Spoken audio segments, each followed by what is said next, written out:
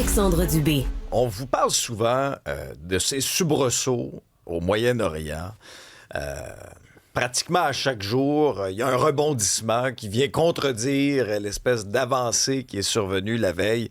Ben, ça a été un peu la situation qu'on a vécue en fin de semaine. Là. Des ripostes de part et d'autre, des cessez-le-feu qui nous semblaient plus fragiles que jamais. Georges Mercier est analyste en politique internationale. Bonjour, Georges. Salut, Alex. Résume-nous d'abord un peu là, ce qui s'est produit au cours de la fin de semaine, parce qu'on a senti à bien des moments que c'était reparti de plus belle, là, les hostilités. On peut craindre que ça allait repartir. Pour faire la petite histoire, il y a un peu plus de 10 jours, les Américains signent avec les Iraniens un accord cadre où les Iraniens promettent notamment de réouvrir le détroit de Hormuz.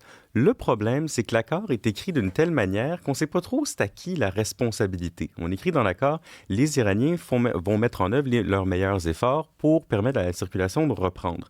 Ce que les Iraniens ont compris, c'est puisque c'est nous qui sommes responsables de la circulation, ça veut dire que c'est nous qui le contrôlons, le détroit. Ce que les Américains ont probablement compris, c'est qu'ils vont faire un effort pour ne pas entraver la circulation. Ce qui s'est produit.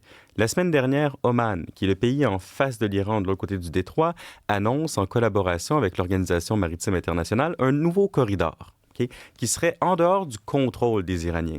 Les Iraniens voient ça puis ils se disent « Oh, minute, il y a un problème. » Parce que si les navires commencent à passer par là, notre plus grand levier de négociation, on commence à le perdre. Qu'est-ce qu'ils font? Ils envoient des drones sur un navire battant pavillon singapourien pour dire « Non, vous ne passez pas par là, vous passez par notre corridor, puis c'est le seul qui est sécuritaire. » Les Américains répliquent en frappant des sites militaires. Les Iraniens répliquent à nouveau en frappant Bahreïn et le Koweït. Les Américains répliquent à nouveau.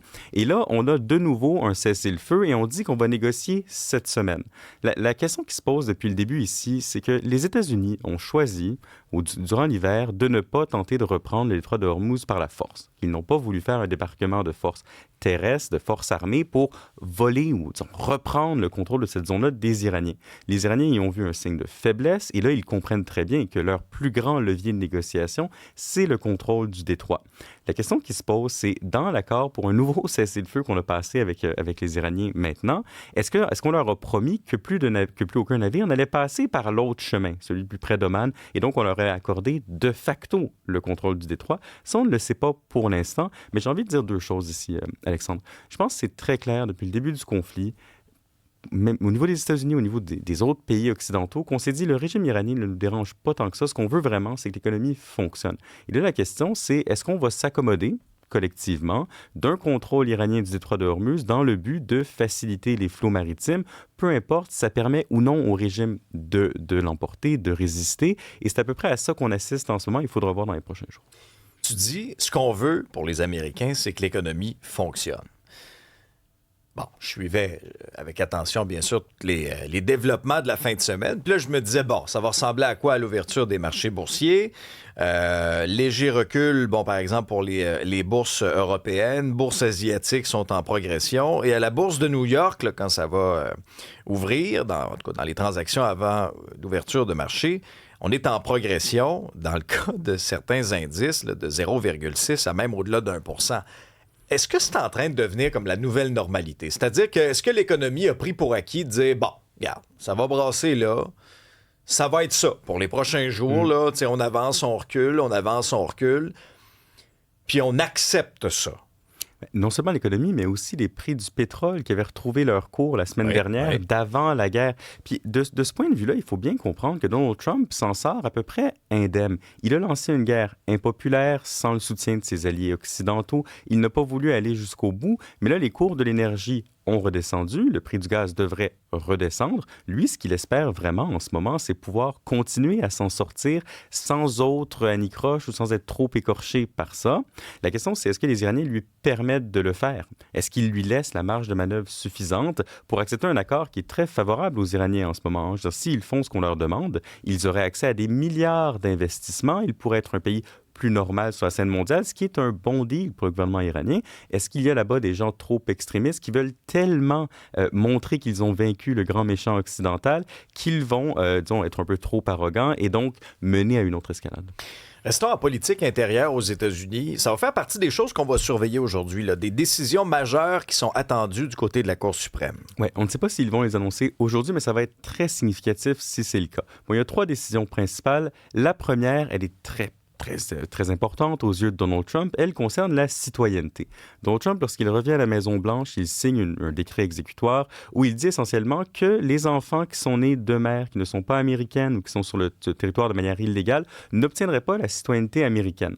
Le gros problème pour Trump, c'est que la Constitution américaine est assez claire sur à qui on donne la citoyenneté, puis elle consacre ce qu'on appelle le droit du sol. Si vous naissez sur le territoire américain, à moins de quelques très rares exceptions, vous devenez américain. Donc Trump s'attaque à ça, et là, on va voir si la Cour suprême décide d'une certaine manière d'aller contre la Constitution américaine pour augmenter les pouvoirs du président, ce qui serait une victoire majeure pour lui, signe que ça l'intéresse beaucoup. Il avait assisté en personne au débat là-dessus à la Cour suprême.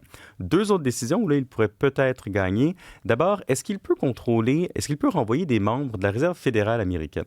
Bon, la Réserve fédérale avait été créée de telle manière qu'elle soit très indépendante du président. Il avait tenté de renvoyer une dame qui s'appelait Lisa Cook, qui n'avait pas les mêmes politiques monétaires que lui.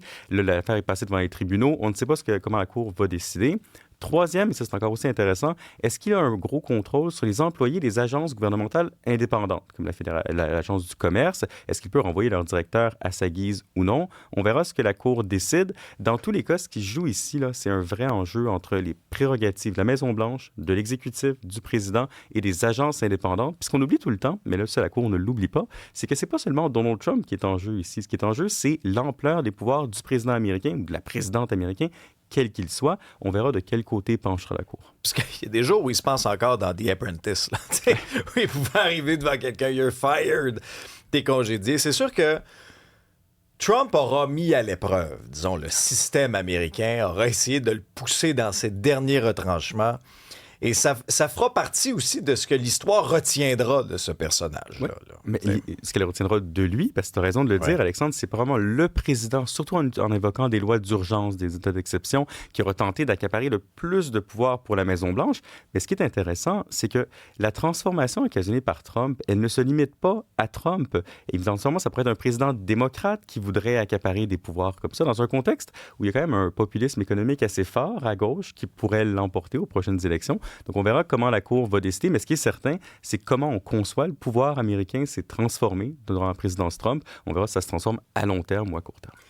En Europe, heureusement, en tout cas en France, là, les températures vont commencer à redescendre. Ça a été une canicule terrible. Là, plusieurs personnes ont perdu la vie, les gens ont suffoqué. Là, c'était très, très lourd. Toi qui connais bien Paris, bien sûr, pour y avoir étudié, est-ce que la climatisation est devenue un outil politique? Parce qu'il faut comprendre la réalité qui est différente. Là. Ici, bon, je comprends que c'est pas tout le monde qui a la climatisation à la maison, mais il y a dans bien des endroits, dans des commerces, même dans des appartements, c'est climatisé. En France, c'est complètement différent. Là. Ah, mais c'est vastement complètement différent. Au Canada, c'est environ 70% des ménages qui ont la clim. En France, on est à un peu moins de 30%. Ah oui. D'ailleurs, c'est un débat qui pourrait nous faire rire, nous, en tant que Nord-Américains, parce qu'on trouve que c'est tout à fait normal d'avoir l'air climatisé. Eh bien, pas en France. La canicule a eu un bilan désastreux jusqu'à maintenant. On parle de plus de 1000 morts excédentaires, des gens qui n'auraient pas dû mourir, qui sont morts à cause de la chaleur. Et là, ce qui est intéressant, c'est qu'on tente de trouver des solutions. Et puisque ça va très mal en France et que le climat est très polarisé politiquement, on s'ostine sur la climatisation. À droite, on y voit une solution miracle. On va tout climatiser. Il va faire froid, tout ira bien.